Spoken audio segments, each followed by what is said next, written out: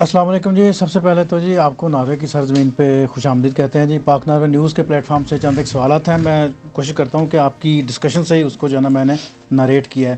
8 فروری کا جو ایک رچایا گیا ایک ڈرامہ کہ جی عوام نکلے گی اور ووٹ ڈالے گی, اور جب رات ہوئی اور صبح جناب رزلٹ بدلے گئے, اور جب خواتین کو جس طرح آپ نے خواتین کی اتنی بات کی ہے, تو خواتین جو پابند سلاسل رہیں اس کے باوجود انہوں نے ووٹ بلکہ جیتے.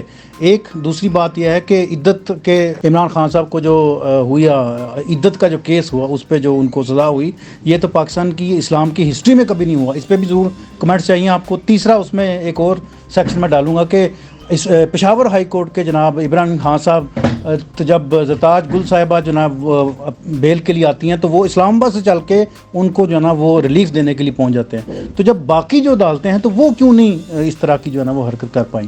تو اوور ٹو یو سر. دیکھیں, میں نے آپ کو بتا دیا کہ یہ الیکشن جو تھا اس کے اندر جو کانسٹیٹیوشن کے آرٹیکل 218 میں 5 چیزیں بتائی گئی ہیں وہ 5 نہیں. اس میں لیول پلینگ فیلڈ نہیں تھا, یہ فیئر نہیں تھا, ٹرانسپیرنٹ نہیں تھا, جسٹلی آنیسٹلی اس کو کنڈکٹ نہیں کیا گیا, اس میں کرپٹ پریکٹسز کی گئی. ایون ابھی بھی جو ریزرو سیٹوں کے ایشو ہے اس میں الیکشن کمیشن دھاندلی کر رہا ہے.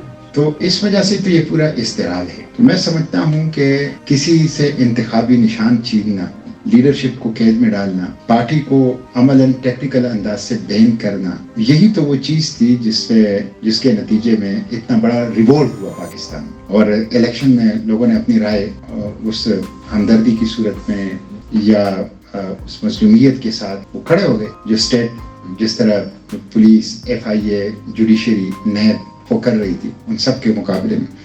تو اس کے اوپر تو میں نے تفصیل سے بات کی ہے, اور میں نے اس وقت بھی پارلیمنٹ کے فلور پر اس کی مذمت کی ہے کہ یہ درست نہیں ہے کہ کبھی آپ کا ایک لاڈلا ہوتا ہے, کبھی دوسرا لاڈلا, کبھی آپ ایک کے لیے دستور کو, اقدار کو, روایات کو اور قانون کو توڑتے ہیں, اور کبھی آپ دوسرے کے لیے دستور کو, اقدار کو, روایت کو اور قانون کو توڑتے ہیں. تو یہ ڈرامہ بن کر قوم کو آزاد رکھیں اور بیلٹ پیپر اور بیلٹ باکس کے تقدس کو بحال کریں. عوام کو یہ فیصلہ کرنے دیں کہ وہ کس کو حکومت دیں. وہ اگر نااہل ہے, نالائق ہیں, یہ عوام کا اختیار ہے کہ اس کا محاسبہ کریں, اس کو اتاریں. آپ چوکیدار ہیں, چوکیداری کی تنخواہ کو دی جا رہی ہے, آپ اپنے کام سے کام رکھیں. عدت کا نکاح اور جسٹس ابراہیم بالکل غلط اور جسٹس ابراہیم خان صاحب کے بارے میں بالکل دیکھیں بالکل غلط.